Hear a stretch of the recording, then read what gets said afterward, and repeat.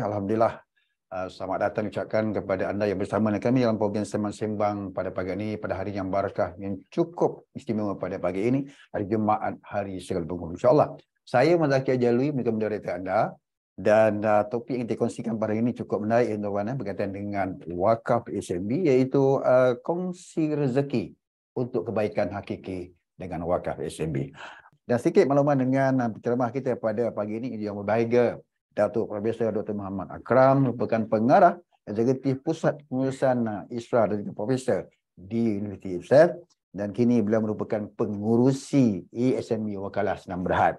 Pengurusi tangguhkuasa penasihat syariah bagi dana patut ESMB dan juga merupakan ahli tangguhkuasa penasihat syariah PNB. Alhamdulillah Datuk dapat bersama dengan kita. Assalamualaikum Datuk. Assalamualaikum warahmatullahi wabarakatuh. Alhamdulillah Datuk kita dapat bersama di SMB di bahagian selamat isteri pada pagi ini. Dan marilah Datuk kita akan kongsikan berkaitan dengan satu perkhidmatan cukup menarik di SMB, iaitu berkaitan dengan wakaf SMB. Tajuknya kongsi rezeki untuk kebaikan hakiki dengan wakaf SMB. Silakan Datuk. Terima kasih Cik Zaki. Alhamdulillah. Bismillahirrahmanirrahim. Alhamdulillahirabbil alamin. Wassalatu wassalamu ala asyrafil anbiya'i wal mursalin wa ala alihi wa sahbihi ajma'in. Allahumma la ilma lana illa ma 'allamtana innaka antal alimul hakim. Allahumma la sahla illa ma ja'altahu sahla wa anta taj'alal hazna was sa'ba in syi'ta sahla. Assalamualaikum warahmatullahi wabarakatuh dan selamat pagi kepada semua yang mengikuti program Sembang-Sembang ASNB pagi ini. Dan alhamdulillah kita juga bersyukur kehadrat Allah Subhanahu Wa Taala. Kita berada pada hari yang mulia hari ini, hari Jumaat, dan juga dalam bulan yang mulia, bulan Ramadan. Yang pertama sekali kita syukur pada Allah Subhanahu Wa Taala. Allah bagi peluang kat kita untuk kita hidup dalam bulan Ramadan. Alhamdulillah Ramadan tahun ni semoga Allah Taala panjangkan umur kita, luaskan rezeki kita dan bagi peluang kepada kita untuk kita meneruskan ibadah kita di hari-hari terakhir ataupun di hari-hari yang baki lah kita kata dah. Hari ni pun dah hari yang ke-16 dah. Itulah kan dah separuh, lebih daripada separuh dah. Kita kata bulan Ramadan yang kita jalani pada tahun ini, dan besok insya-Allah nuzul Quran 17 Ramadan. Hari diturunkan Al-Quran. Al-Quran dengan Ramadan ni kita tak boleh pisahkan. Ianya kita kata wahyu daripada Allah Subhanahu Wa Taala. Sebab tu bulan Ramadan ini juga dinamakan sebagai bulan Al-Quran. Dan insya-Allah selepas daripada itu, kita akan lalui 10 hari terakhir di dalam bulan Ramadan. 10 hari terakhir ni, banyaklah kita kata kelebihan-kelebihan yang Allah sediakan. Dan topik yang kita discuss pada hari ini ataupun kita bincangkan pada hari ini juga berkaitan juga kita kata dengan hari-hari yang akan kita lalui di dalam bulan Ramadan. Maksudnya tu kita berkongsi rezeki, kita berkongsi kelebihan yang Allah berikan kepada kita dengan mereka-mereka yang di luar sana, sebab rezeki yang Allah bagi pada kita itu adalah amanah. Kadang-kadang kita rasa kita dapat gaji, kita dapat harta, kita buat itu, kita buat ini, semuanya itu kita punya. Memanglah. Kalau tengok atas geran tu kita punyalah. Kalau kereta tu kita kata ada pendaftaran kereta tu nama kita. Kan? Kalau tanah ke rumah dan sebagainya kita punya. Tapi kita kena faham bahawa semua tu adalah amanah. Sebab apa amanah? Sebab sementara je kita pegang tu. Kan? Kita pegang tu sementara. Selagi Allah bagi hayat kita dekat dunia ni, kita peganglah. Bila dah habis dah besok, bila sampai masanya kita kata semua tu akan dipindah milik. Jadi selagi mana Allah bagi kita amanah untuk kita pegang, masa itulah kalau kita kata kita nak infakkan, kita nak berkongsi, kita nak bersama-sama dengan saudara-saudara kita yang di luar sana, untuk kita nak infakkan, untuk kita nak kongsikan, masa ni lah kita kata semasa kita diberikan kelebihan oleh Allah Subhanahu Wa Taala kepada kita. Sebab tu Nabi SAW pun sebut, kita kata di dalam hadis, apabila seorang itu dia meninggal, antara perkara yang akan ditanya oleh Allah Taala ialah satu, daripada mana dia dapat harta dia. Dan bukan itu saja. Bagaimana dia belanjakan harta dia. Ke mana dia belanjakan harta dia. Itu antara soalan yang awal lah. Yang akan semua kita akan lalui itu. Kita hidup kat dunia ni, alhamdulillah kita kata Allah bagi macam-macam pada kita. Di akhirat besok, antara perkara yang Allah akan tanyakan pada kita, malaikat akan tanya kita, itulah kita kata bagaimana kita membelanjakan harta kita, ke mana kita membelanjakan harta kita. Sebab itu penting kita kata, mana tu amanah daripada Allah yang Allah bagikan kepada kita, rezeki yang Allah bagi kepada kita yang datang dengan berbagai-bagai bentuk lah. Kan? Kita kata rezeki yang Allah bagi ni, dan rezeki ni kita kata kita kena yakin. Kita kena yakin. Sebab tu Nabi pun sebut, kita kata dalam hadis ni, manusia ni bila dia lahir, Allah dah tetapkan rezeki dia, Allah dah tetapkan hidup dia, Allah tetap mati dia. Bila dia nak mati, Allah dah tetapkan. Cuma bila sebut tentang rezeki ni kan, memanglah Allah dah tetapkan, tapi kita tak tahu apa yang Allah tetap. Sebab tu Nabi suruh kita, Al-Quran cakap bagi tahu kat kita, faiza azamta fatawakkal 'ala Allah. Bila kita dah buat sungguh-sungguh, kita dah kerja, kita dah curahkan tenaga kita, fatawakkal 'ala Allah. Kita serah kepada Allah Subhanahu Wa Taala. Kerana fitrat Allah ataupun sunnah Allah itu, bila manusia berusaha, maka Allah akan bagi. Macam kita nak periksa lah kan, exam kan anak-anak kita kan. Bila dia nak, kalau dia baca tu, kita kata insya-Allah lah dia akan dapat keputusan yang baik. Kan? Tapi kalau dia tak berusaha, kebiasaannya dia tak dapat lah. Ada juga yang cerdik, yang jenis tak telaah pun, tapi lulus juga. Ada juga jenis macam tu. Tapi bila kita sebut rezeki ni, Allah suruh kita cari. Allah suruh kita cari. Jadi bila kita cari itu, insya-Allah maka kita akan dapat, kan? Begitu juga kita kata itu usaha kita lah. Sebab tu dalam Al-Quran pun Allah sebut, innallaha la yughayyiru biqaumin ma yughayyiru bi anfusihim. Innallaha la yughayyiru ma biqaumin hatta yughayyiru ma bi anfusihim. Yang maksudnya Allah Taala tak akan ubah nasib sesuatu kaum itu, melainkan dia sendiri yang merubah nasib dia sendiri, kan? Kita sendirilah yang nak kena ubah. Kita sendirilah yang nak kena cari rezeki yang diberikan oleh Allah Taala kepada kita. Maka insya-Allah bila kita dah berusaha, maka kita bertawakal kepada Allah Taala, dan Allah Taala akan berikan kepada kita. Itu satu. Bila Allah dah bagi kepada kita pula, apa tugas kita, tanggungjawab kita? Kita sebut tadi amanah kan? Amanah bila Allah dah bagi, kita kena bersyukur. Kita kena bersyukur kepada Allah Subhanahu Wa Taala.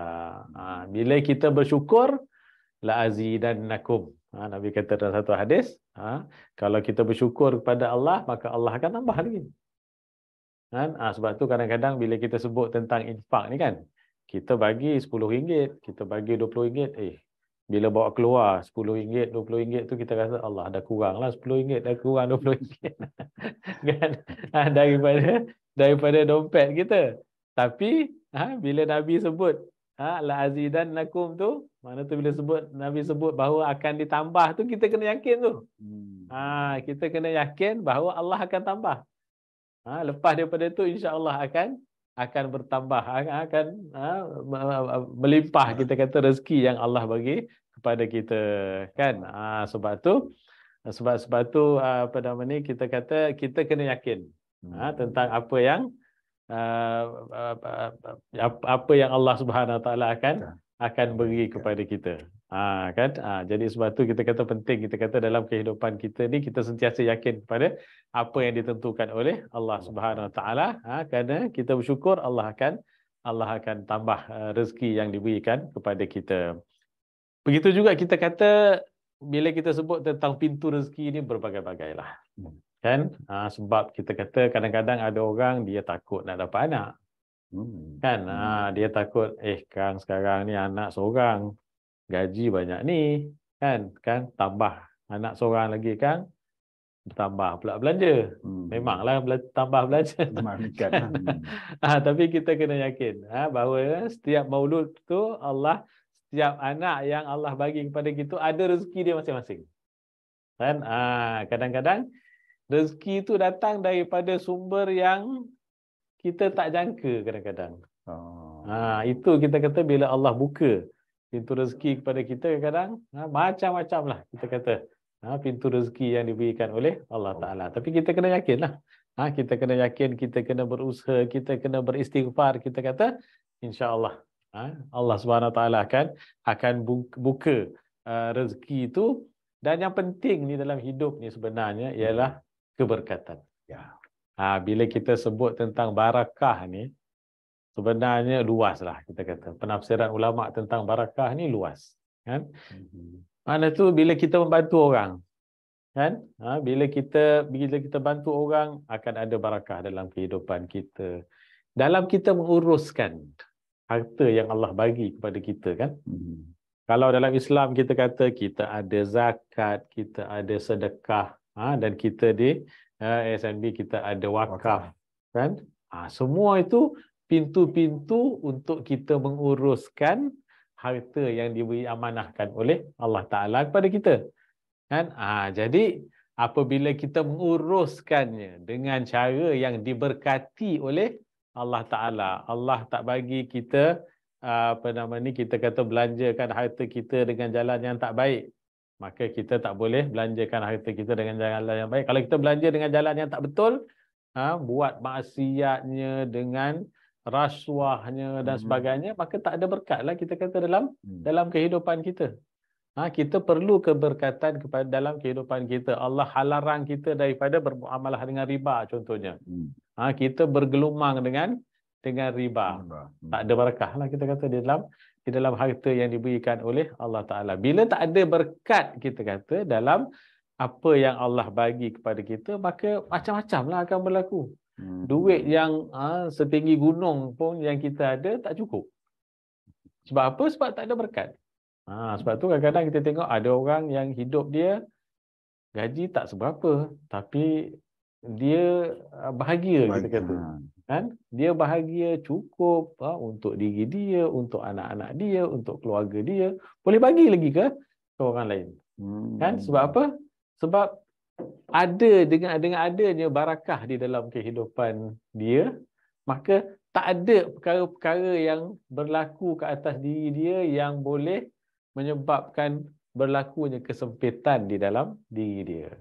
Tak ada nak kereta, nak aksiden lah, itulah, inilah, anak sakit lah, apa semua kan. Itu berkat lah tu. Kan? Bila Allah pelihara kita kata daripada kita kata kesusahan hidup, kan, kesempitan dan sebagainya, itu tanda adanya keberkatan di dalam kehidupan kita. Di sebaliknya kita kata kadang-kadang kita tengok ada orang yang duit banyak, Allah bagi dia harta, tapi tak ada keberkatan dalam kehidupan dia.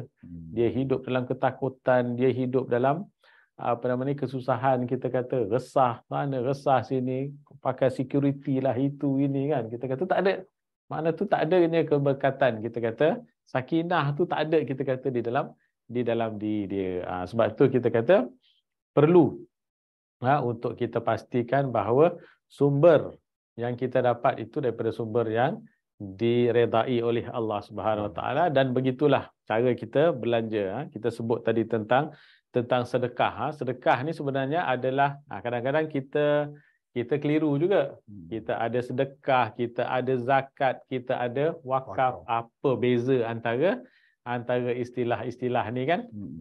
Sebenarnya kalau kita tengok sedekah adalah pemberian oleh seseorang kepada orang lain yang memerlukan, dengan tujuan untuk kita mendekatkan diri kita kepada Allah Subhanahu Wa Taala. Sesuatu yang kita bagi kepada orang lain, tapi niat kita adalah untuk kita dekatkan diri kita kepada Allah Subhanahu Wa Taala. Dan biasanya kita kata bila kita sebut sedekah ni kita tujukan kepada orang yang memerlukan. Tak kira lah sanak saudara kita ke, fakir miskin ke dan sebagainya, kan, mereka yang perlu kita bagi sedekah. Tapi kalau orang yang tak perlu, kita tak bagi sedekah, kita bagi hadiah biasanya. Itu yang kadang-kadang kita nak bagi sesuatu kat kawan kita, nak bagi dia buat dia gembira, kita kata aku sedekah lah ni kat kau. Itu bukan sedekah tu. Itu hadiah. Kan? Kita bagi hadiah kat dia, kita nak gembirakan. Sebab tu Nabi saya kata dalam satu hadis, tahadu tahabu. Bagi hadiah, kamu akan suka antara satu sama lain. Mana tu akan dekatkan hubungan antara satu sama lain. Kan? Bila kita bagi hadiah kat kawan kita, dia rasa seronok. Kan? Itu akan merapatkan lagi hubungan silaturahim. So lepas ni kalau nak bagi satu kat kawan kita yang bukan miskin je, yang bukan memerlukan, bagi kita ni hadiah daripada saya. Bukan sedekah. Okey, istilah tu kena guna istilah yang betul. Okey, taib. Itu sedekah. Kita kata sedekah biasanya kita bagikan kepada orang yang memerlukan. Okey. Yang seterusnya zakat. Zakat ini adalah begitu juga, zakat ini juga perkongsian yang Allah Subhanahu Wa Taala suruh kita berkongsi dengan orang lain. Cuma zakat ini beza dia dengan sedekah tu. Sedekah itu adalah amalan yang digalakkan kepada kita, disunatkan untuk kita lakukan. Tetapi bila kita sebut tentang zakat, zakat ini adalah untuk kita mengeluarkan harta kita yang tertentu mengikut syarat-syarat dan juga diagihkan kepada asnaf ataupun golongan yang tertentulah. Dan zakat ini adalah suatu yang wajib kita tunaikan. Berbeza dengan sedekah tadi. Sedekah adalah satu yang sunat untuk kita tunaikan, tapi zakat adalah satu yang wajib yang mesti kita tunaikan apabila cukup syarat dia. Tapi sebab zakat ni bukan semua orang wajib bayar zakat. Kan? Kalau kita berharta, maka ada harta. Kalau kita buat perniagaan, kita kata ada zakat perniagaan. Kalau kita kata kita mempunyai simpanan emas, ada zakat emas. Kita boleh rujuk kepada website ataupun laman pusat zakat di setiap negeri, maka di sana biasanya akan ada penerangan-penerangan berkaitan dengan jenis-jenis zakat yang diwajibkan untuk kita bayar. Cuma yang mesti kita bayar sekarang kita ni dalam masa bulan puasa ni, kita kata sebelum raya kita kena keluarkan zakat fitrah. Zakat fitrah pun kita kata biasanya pihak berkuasa negeri akan tentukanlah. Setiap negeri itu ada kadar dia mengikut jenis beras yang kita makan lah. Ada yang mahal sikit dan sebagainya. Jadi kita ikut apa yang ditentukan oleh pihak berkuasa agama negeri untuk kita bayar zakat. Dan itu adalah satu yang wajib yang mesti kita bayar. Tak boleh tinggalkan. Mana tu kalau cukup syaratnya, cukup masanya untuk kita bayar, maka zakat kita kena bayar wajib. Kalau tak bayar, itu dikira sebagai hutang kepada Allah Ta'ala. Sedekah kalau kita tak bagi, tak dikira hutang. Kita tak bayar, kita tak dapat pahala lah. Kalau kita bayar, insya-Allah kita dapat pahala. Tapi zakat, kalau kita tak bayar, dikira sebagai hutang. Apabila meninggal, perlu dikeluarkan daripada harta kita. Selesaikan zakat sebelum diagihkan harta pesaka itulah. Okey, itu yang kedua. Yang ketiganya adalah wakaf. Konsep wakaf ni juga adalah satu konsep untuk kita berkongsi rezeki dengan saudara kita yang lain. Dan kalau kita lihat konsep wakaf ni sebenarnya ianya adalah begitu luas sekali. Konsep wakaf ni dia lebih luas lagi daripada sedekah, dia lebih luas lagi daripada zakat. Sebab tadi saya sebut tentang sedekah tu biasanya kita bagi kepada mereka yang memerlukan. Kan? Tapi bila kita sebut wakaf ni, penggunaan wakaf ni tak kira. Orang miskin pun boleh dapat manfaat daripada wakaf, orang kaya pun boleh dapat manfaat daripada wakaf. Kan? Dan kalau kita lihat, bila kita sebut tentang wakaf ni, ianya adalah apabila kita memberikan sebahagian daripada harta kita. Kalau kita lihat perbincangan ulama klasik lah tentang wakaf ini, kalau sebelum ni kita kata kita baca dalam kitab-kitab fiqh kan, biasanya ulama membincangkan wakaf ni dalam konteks harta tidak alih. Harta tak alih kan, makna tu tanah, bangunan kan, harta yang tak boleh alih. Itu kita kata konsep wakaf yang asalnya kita kata.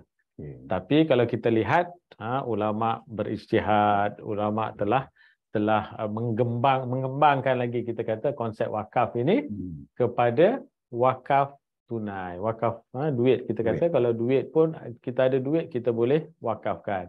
Kita ada buku kita nak wakafkan boleh wakafkan. Buku ni dia boleh alih, mana tu kita boleh. Jadi banyak kita kata konsep wakaf ni telah pun dikembangkan oleh ulama dan alhamdulillah kita kata kita perlu faham wakaf ini dalam konteks yang lebih luas lah. Kalau sebelum ni kita kata bila kita sebut tentang wakaf ni, apa yang terdetik kat pemikiran masyarakat kita biasanya tanah perkuburan kan, kita sebut pun tanah wakaf. Kubur ni kita sebut tanah wakaf kan, kita sebut surau, kita sebut tentang masjid. Itu je lah biasanya yang datang ke benak kita kata bila kita sebut tentang wakaf ni. Tapi sebenarnya alhamdulillah kita kata ulama telah berijtihad, ulama telah mengembangkan konsep wakaf ni. Dan sebab tu kita kalau di SNB kita ada wakaf unit amanah. Alhamdulillah kita kata. Sekarang kita bincang sikit tentang zakat unit amanah. Okey. Dan sebelum tu kita tengok sikitlah. Kita tengok sikit tentang dalil-dalil yang digunakan oleh ulama kita kata untuk berkaitan dengan wakaf ni. Dalam satu ayat dalam surah Ali Imran ayat 92, Allah Ta'ala berfirman yang maksudnya kamu tidak sekali-kali akan mendapat atau mencapai hakikat kebajikan yang sempurna sebelum kamu dermakan sebahagian daripada apa yang kamu sayangi, dan sesuatu apa juga yang kamu dermakan, maka sesungguhnya Allah mengetahuinya. Maksud tu konsep derma yang disebut dalam surah Ali Imran ini konsep yang umum. Termasuk kita kata dalam konsep ini adalah wakaf, kan? Dan kalau kita tengok dalam semasa zaman Nabi SAW pun Sayyidina Umar, Sayyidina Uthman contohnya, bila Nabi SAW berhijrah daripada Makkah ke Madinah, maka di sana ada satu perigi. Dekat Madinah tu perigi yang dinamakan Bi'r Rumah, perigi rumah. Perigi ini dimiliki oleh seorang Yahudi. Dekat Tanah Arab ni kalau kita kata dekat padang pasir tu tempat yang kering kontang kan. Kalau ada perigi tu macam ada emas lah. Sebab air begitu satu komoditi yang begitu diperlukan di padang pasir kan. Jadi Yahudi ni bila orang Islam nak ambil air dia akan charge. Dia kena bayarlah kat dia. Dia jual pada orang Islam. Jadi Sayyidina Umar Uthman radhiyallahu an, bila dia lihat macam tu, dia beli perigi tu. Dengan harta dia beli perigi tu dan dia wakafkan. Bila dia wakafkan tu, makna tu siapa-siapa boleh gunalah. Tak kira lah orang Islam ke, orang bukan Islam ke, orang kaya ke, orang miskin ke, yang nak gunakan air perigi itu, semua boleh menggunakannya dan semua boleh bermanfaat dengan air daripada perigi itu. Itu luas, begitu luas sekali kita kata konsep wakaf tu kan. Bukan ianya tak terhad kepada orang-orang tertentu sahaja. Jadi sebab tu kalau kita lihat begitu luas sekali kita kata konsep wakaf. Kalau kita lihat tentang itu juga antara dalil lah. Dalil-dalil wakaf ini. Dan kalau kita lihat dalam sejarah Islam pun masya-Allah.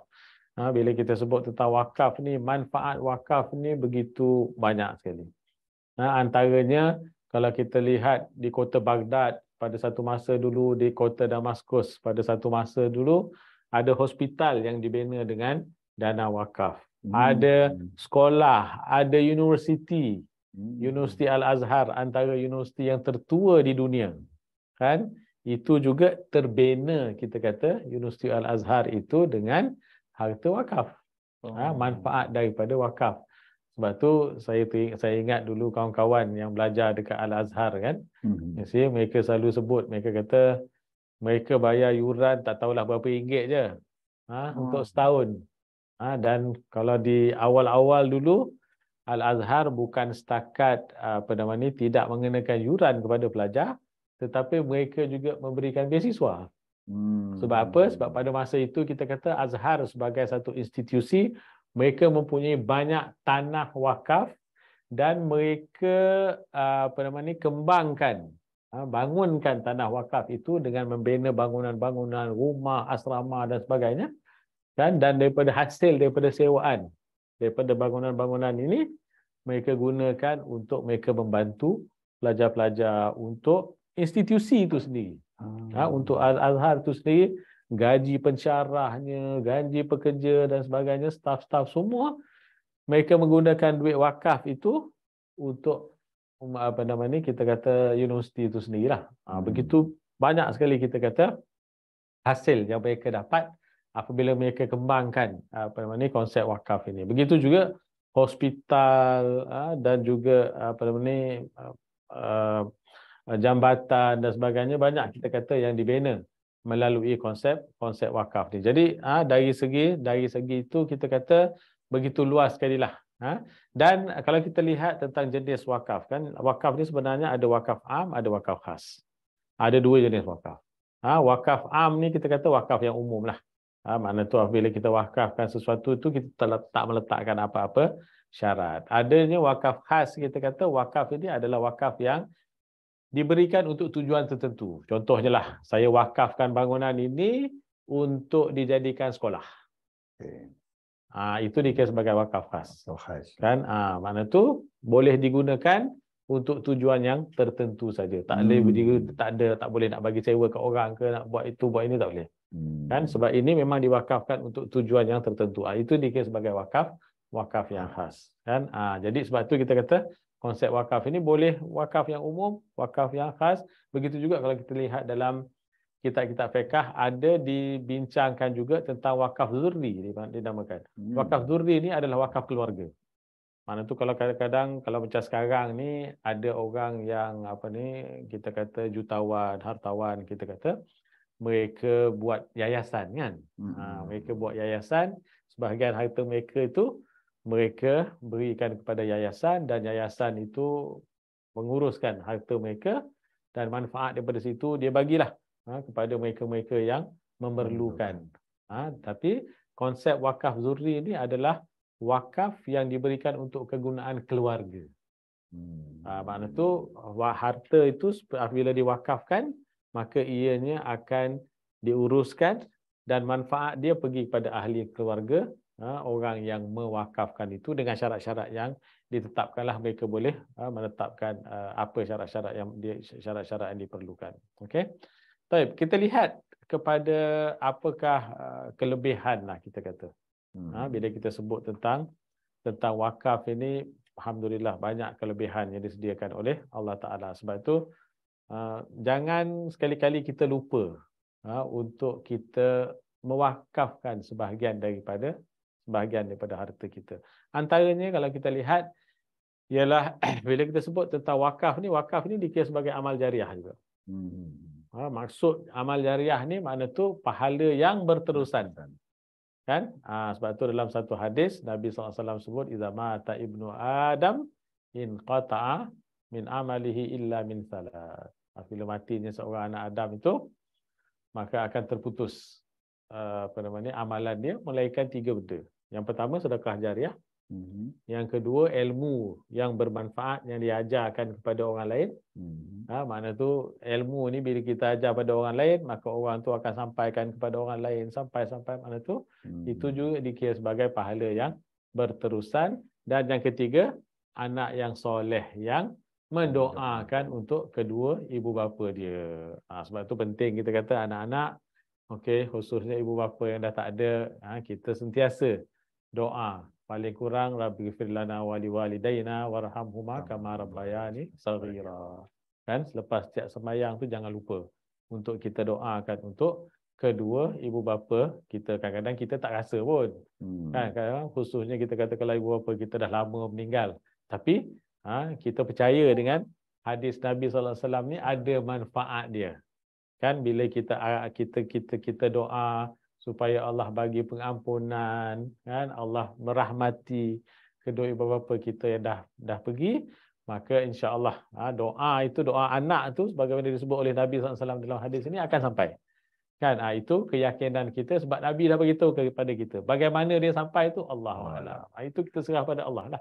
Tapi tanggungjawab kita sebagai anak kita kata untuk kita berdoa, untuk kita melakukan hak kita lah, kita kata bahagian kita, dan insya-Allah bila kita tak ada nanti pun kita harap anak-anak kita akan mendoakan untuk kita, maka itu juga akan menjadi sebahagian daripada pahala yang berterusan. Baik. Balik kepada amal jariah. Amal jariah ni mana tu kalau kita sebut tentang wakaf, maka ianya amalan yang berterusan. Sebab tu wakaf ni kelebihan dia, kalau sedekah kita kata kita sedekah RM10 kita bagi kat orang, orang tu pakai habislah sedekah kan. Mana tu, tapi bila kita sebut tentang wakaf, ianya adalah satu konsep yang apa yang kita berikan itu dia punya kalau dalam fiqh dia panggil habsul asal. Mana tu pokok dia itu akan kekal. Sebab tu kalau kita wakafkan unit amanah kita, katalah 1000 unit kita wakafkan, 1000 unit itu akan kekal di situ. Ianya tidak akan hilang. Maksudnya bila 1000 unit itu kita wakafkan, maka 1000 unit itu akan dilaburkan. Pulangan daripada pelaburan itu, katalah pulangannya 50 unit ke 100 unit ke, tak kira lah berapa unit kan. Pulangan itulah yang akan digunakan. Tapi yang 1000 ni kekal, akan dilaburkan secara berterusan. Setiap tahun kita kata akan ada pulangan. Jadi pulangan itulah yang akan digunakan untuk manfaat mereka-mereka yang mendapat manfaat daripada wakaf. Sebab tu dia berterusan. Sebab yang pokok, yang 1000 kita bagi itu, dia tak akan ke mana. Kan?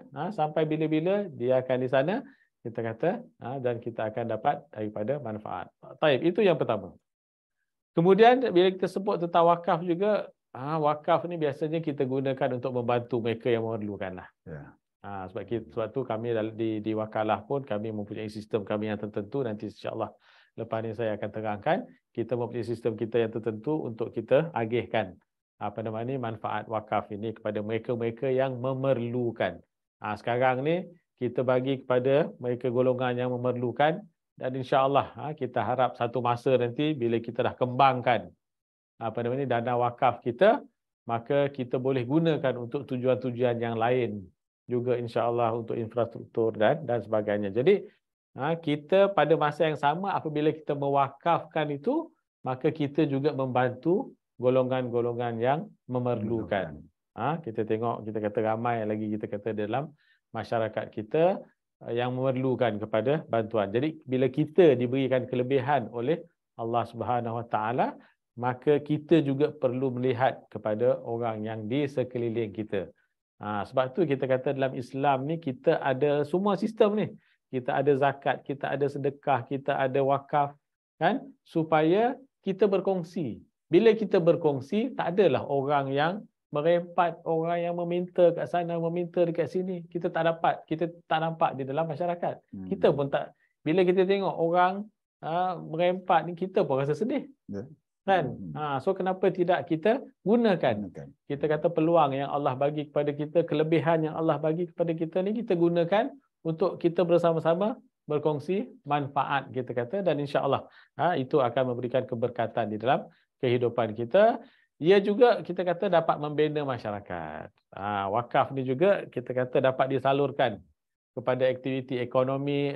Yang pertamanya, kalau kita kata kita wakafkan unit kita itu, unit kita itu akan dilaburkan. Bila kita laburkan unit itu, maka ianya akan digunakan di dalam sektor-sektor tertentu di dalam ekonomi. Ianya akan mengembangkan ekonomi, kita kata. Kan?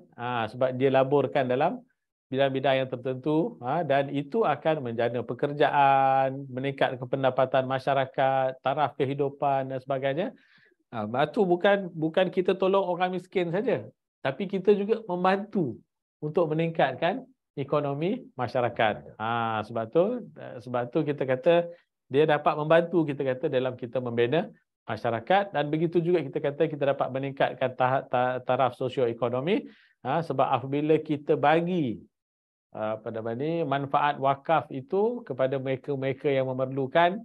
Contohnya kita kata mungkin ada saudara kita yang perlukan dana untuk memerlukan perniagaan dan sebagainya, maka kita dapat berikan kepada dia modal untuk dia memulakan perniagaan, dan itu akan meningkatkan tahap sosioekonomi di dalam masyarakat, insya-Allah. Baik, sekarang ni kita masuk terus kepada SNB Wakalah, produk yang kita ada. Salah satu daripada saya kira produk yang unik lah. Saya tak pernah lagi pengalaman saya terlibat dalam keuangan Islam, khususnya kita kata di banyak tempat tak pernah lagi dengar tentang wakaf unit amanah. Wakaf tunai itu biasa kita dengar. Kalau di negara kita ni pun wakaf tunai kita biasa dengar.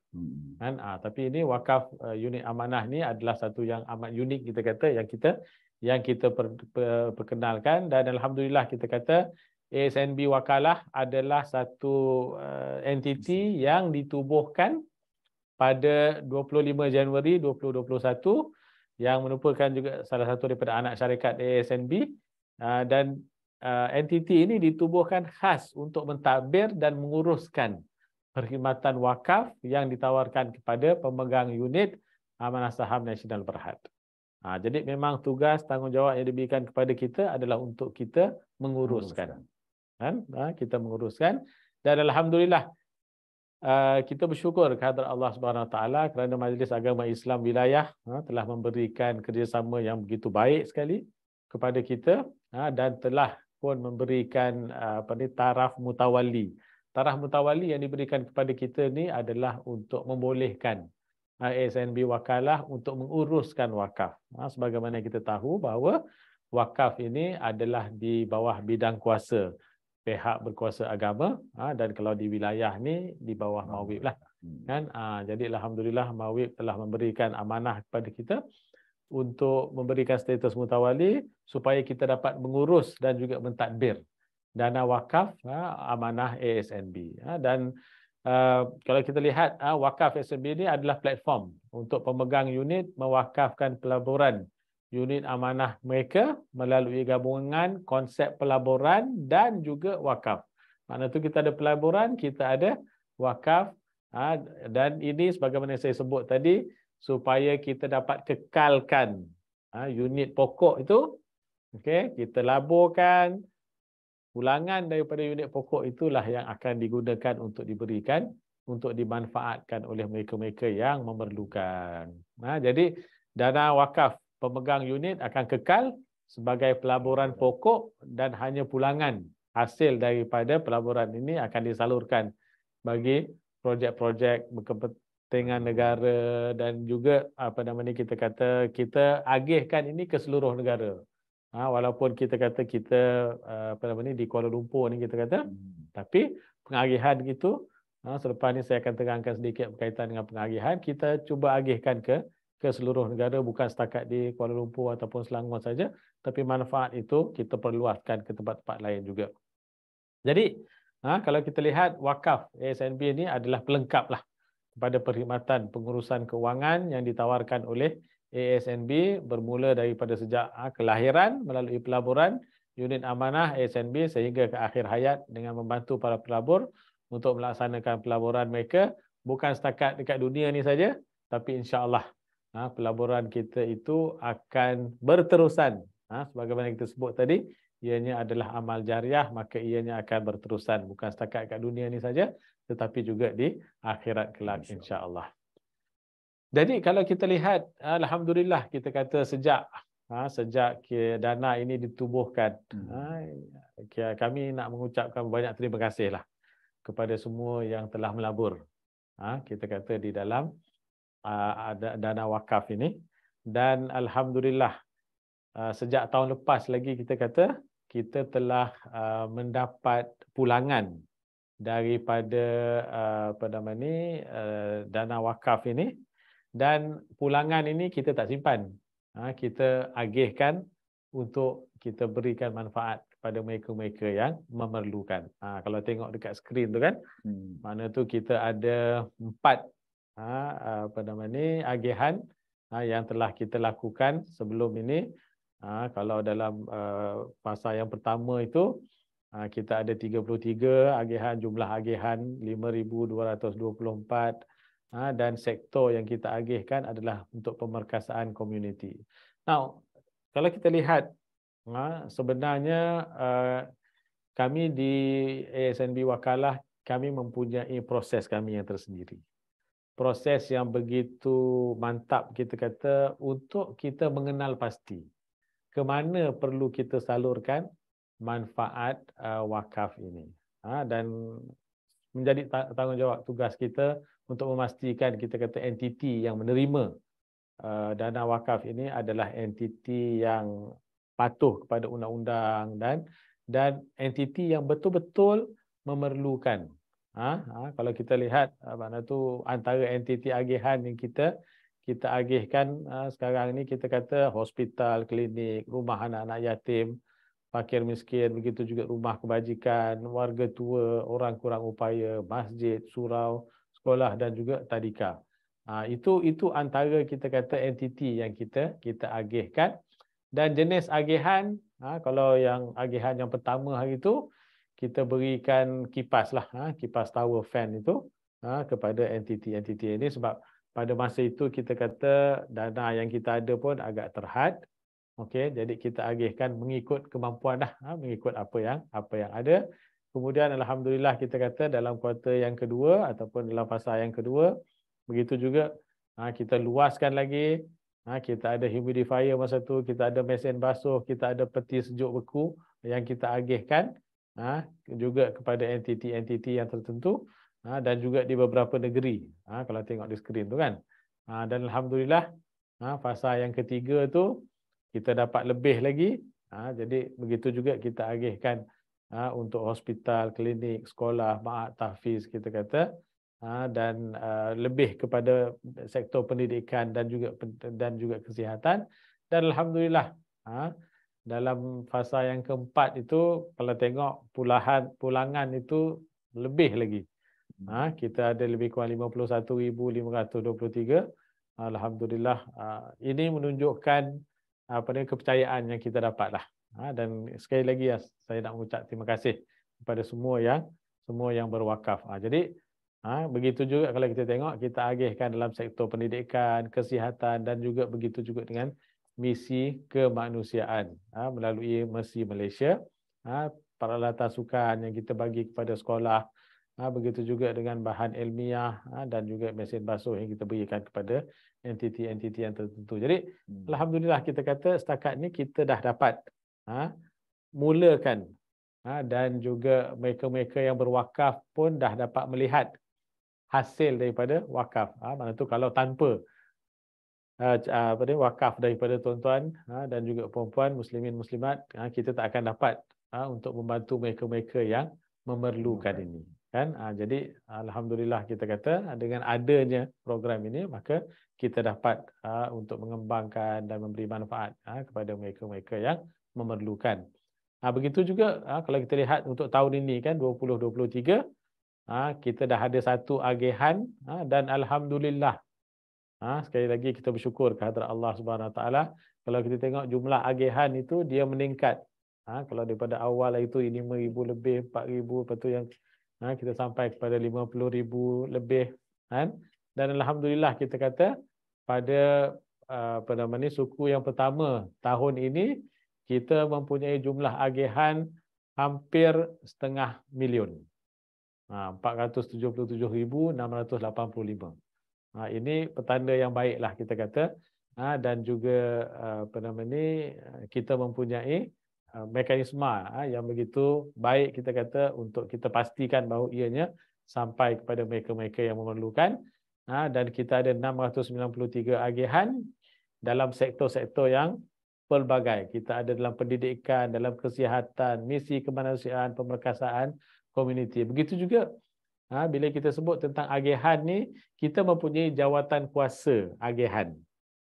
Jawatan kuasa ni tugas mereka adalah untuk memastikan, dan jawatan kuasa ini terdiri daripada wakil daripada ASNB Wakalah, kita ada wakil daripada Mawib, kita juga ada wakil daripada pihak luar. pakar-pakar daripada luar yang membantu kita juga untuk mereka melakukan check and balance lah kita kata, kan? Untuk memastikan bahawa ianya diagihkan dengan cara yang baik. Jadi sebab tu kalau kita tengok kita dapat luaskan lagi kita kata jenis agihan itu daripada komputer riba, kit pertolongan cemas, alat pembelajaran, masakan, jahitan, alat bantuan sokongan kesihatan, dan begitu juga kita kata kita dapat universiti, begitu juga entiti-entiti lain yang dapat manfaat daripada apa yang diwakafkan oleh tuan-tuan dan puan-puan di luar sana. Jadi alhamdulillah kita kata banyak yang kita dapat lakukan, okey, dengan sokongan yang diberikan dan entiti yang berbeza dapat kita agihkan manfaat wakaf kita. Jadi seterusnya kalau kita lihat mekanisme yang kita ada kita kata dalam kita nak mengagihkan zakat wakaf ini, kita kata kita mempunyai syarikat tadi yang kita tubuhkan kita kata wakalah tu, dan wakalah mempunyai staf yang tersendiri. Kita mempunyai staf yang alhamdulillah kita kata begitu dedikasi dan mereka faham tentang konsep wakaf itu sendiri, mereka faham tentang hasrat pewakaf, kan? Jadi sebab itu kita kata melalui forum yang begini kita bagi tahu kepada masyarakat. Di samping itu juga kita akan memberikan maklumat kepada pewakaf. Dan maklumat yang kita akan berikan kepada pewakaf ini bukan setakat semasa mereka hidup, tapi insya-Allah apabila mereka dah meninggal, pewakaf dah meninggal, kita masih lagi akan berkomunikasi dengan waris-waris mereka. Jadi waris mereka tahu kan bahawa apa yang diberikan oleh tak kira lah pewakaf itu semasa hayat mereka masih lagi berterusan, dan insya-Allah kita kata pahala daripada apa yang mereka berikan itu akan berterusan walaupun apabila mereka telah meninggal dunia. Dan satu perkara yang saya nak tekankan kat sini, konsep wakaf kita ini adalah wakaf yang berkekalan. Wakaf muabbad. Maksudnya apabila seorang itu telah mewakafkan unit dia kepada dana wakaf, maka unit itu menjadi hak dana wakaf. Makna tu telah dipindah milik kepada dana wakaf. Makna tu tak boleh dipulangkan baliklah, kita tak pulangkan balik kepada pewakaf. Kan? Sebab apa? Sebab itu konsep yang kita gunakan, dan kita hendak pahala itu berterusan, dan insya-Allah kita kata ianya akan memberikan manfaat kepada semua kita. Jadi saya nak menyerulah kan kepada semua untuk kita sama-sama kita meningkatkan lagi komitmen kita, khususnya kita kata di dalam bulan Ramadan yang mulia ini, yang mana apabila kita mewakafkan sesuatu maka Allah Taala akan meningkatkan ganjaran kita kata berlipat kali ganda kita kata apa yang kita lakukan dalam bulan-bulan yang lain. Inilah kita kata peluang yang kita ada. Kita pun tak tahu, Allahu alam. Ramadan ini kadang banyak kawan-kawan kita yang bersama kita Ramadan yang lepas, Ramadan ini dah tak ada dah kan. Jadi inilah kita kata peluang yang ada pada kita. Jadi marilah sama-sama kita kata kita gunakan peluang yang Allah SWT berikan kepada kita ini untuk kita sama-sama berwakaf dengan wakaf ASNB, dan semoga insya-Allah Allah Ta'ala akan berkati kehidupan kita di dunia, dan insya-Allah kita akan sama-sama mendapat manfaat di akhirat kelak insya-Allah. Aqulu qawli hadza wa astaghfirullahalazim li wa lakum. Wassalamualaikum warahmatullahi wabarakatuh. Waalaikumsalam warahmatullahi wabarakatuh. Dan kita ada video untuk kita tengok bersama dengan peserta. Baik, kita lihat video ASNB wakaf.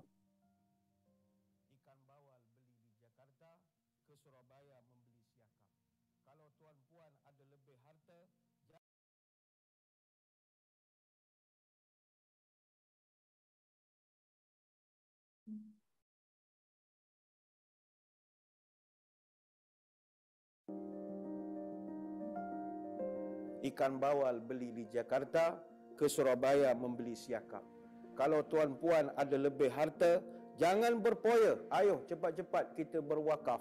Dan alhamdulillah, kini amanah saham Nasional Berhad telah memperkenalkan konsep wakaf yang terbaru melalui satu konsep yang dipanggil wakaf saham amanah. Kemudahan ini mereka gabungkan dua konsep penting, iaitu pelaburan dan juga wakaf. Yang mana unit amanah ASNB yang diwakafkan pelabur akan tetap kekal sebagai modal, dan modal ini dia akan jana pula dividen tahunan, yang mana dividen inilah yang akan disumbangkan untuk projek-projek wakaf yang telah pun dikenal pasti di seluruh tanah air.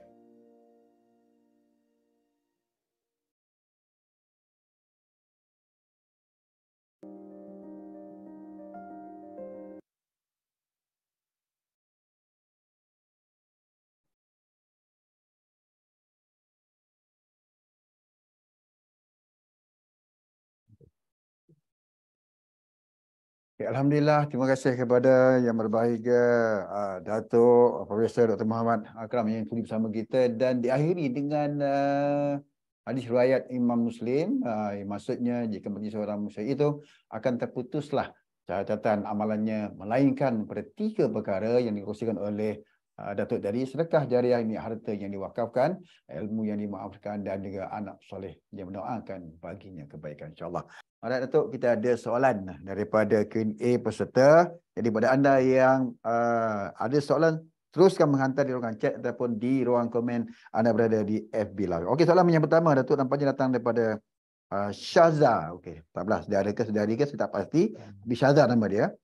Mungkin ada 2 soalan kat sini Datuk. Yang pertama ni, apakah hukumnya Datuk berwakaf kepada orang yang bukan seiman? Tanya dia. Dan disambungnya lagi, adakah wakaf itu terbatal sekiranya wakaf itu dimanfaatkan untuk aktiviti yang tidak patuh syariah? Silakan Datuk. Okey. Terima kasih kepada yang bertanya. Soalan yang pertama tu, yang awal tu, wakaf kepada orang yang tidak seiman, maknanya tu orang yang bukan Islam lah. Kan? Cuma kalau kita tengok wakaf ni sebenarnya dia bukan kepada individu. Betul. Okey. Jadi konsep wakaf ni, kita wakafkan apa yang kita ada untuk kegunaan umum. Kan? Jadi sebab itu kita kata manfaat wakaf ini boleh digunakan oleh orang Islam, boleh digunakan oleh orang yang bukan Islam. Macam contoh saya bagi tadi kan, di awal tadi kan, Sayyidina Osman bila dia mewakafkan perigi rumah dekat Madinah tu, perigi tu sampai sekarang pun ada lagi. Jadi manfaat perigi itu pada ketika itu digunakan oleh orang Islam, digunakan oleh orang yang bukan Islam. Jadi wakaf itu untuk umum, cuma manfaat daripada wakaf itu boleh digunakan oleh orang yang bukan Islam pun boleh juga, tak ada masalah kan. Sebab itu kalau kita tengok dalam sejarah-sejarah Islam kan, hospitalnya, jambatan dan sebagainya, universiti dan sebagainya, bukan setakat orang Islam saja yang dapat manfaat daripada apa yang diwakafkan itu, tapi orang bukan Islam pun dapat manfaat juga daripada apa yang diwakafkan itu. Yang kedua tadi ialah terbatalnya. Adakah wakaf itu terbatal sekiranya wakaf dia itu wakaf ni sebenarnya kena ada mutawali lah, kena ada mereka yang mengurus. Dan salah satu daripada syarat untuk menguruskan, ianya mestilah wajib digunakan untuk aktiviti-aktiviti yang patuh syariah. Jadi dia kalau dia tak guna, itu kesilapan dia lah, dia tak batalkan wakaf tu. Wakaf itu akan terus jalan. Tapi pihak yang berwajib perlu membetulkan. Bila tak betul tu perlu dibetulkan. Sebab tu mutawali ni kita kata berat dia punya tanggungjawab dia, tugas dia. Kan? Antaranya kita kata untuk memastikan bahawa dana itu diuruskan dengan cara yang patuh syariah. Macam kita sekarang ni kan, kita ada unit-unit yang diwakafkan. Jadi kita laburkan, kita kata di dalam sektor-sektor ataupun dalam perkara yang diluluskan oleh Jawatan Kuasa Penasihat Syariah, PNB lah. Kan? Jadi ianya dipastikan bahawa kita laburkan dalam sektor-sektor yang yang patuh syariah, kita kata. Jadi pulangan dia itu pun patuh syariah dan kita agihkan kepada mereka-mereka yang mendapat manfaat. Jadi macam tu dia tak terbatal. Tapi perlu diperbetulkan. Perlu dibetulkan kalau sekiranya adalah, tapi alhamdulillah kita kata dalam struktur kita di ASNB Wakalah ni, di PNB, alhamdulillah kita mempunyai semua organ-organ yang dapat membantu dengan baik, kita kata, untuk memastikan satu, semuanya patuh syariah, dan yang keduanya kita kata ianya diuruskan dengan telus, dengan baik, dan juga diagihkan dengan sebaik mungkin lah, insya-Allah.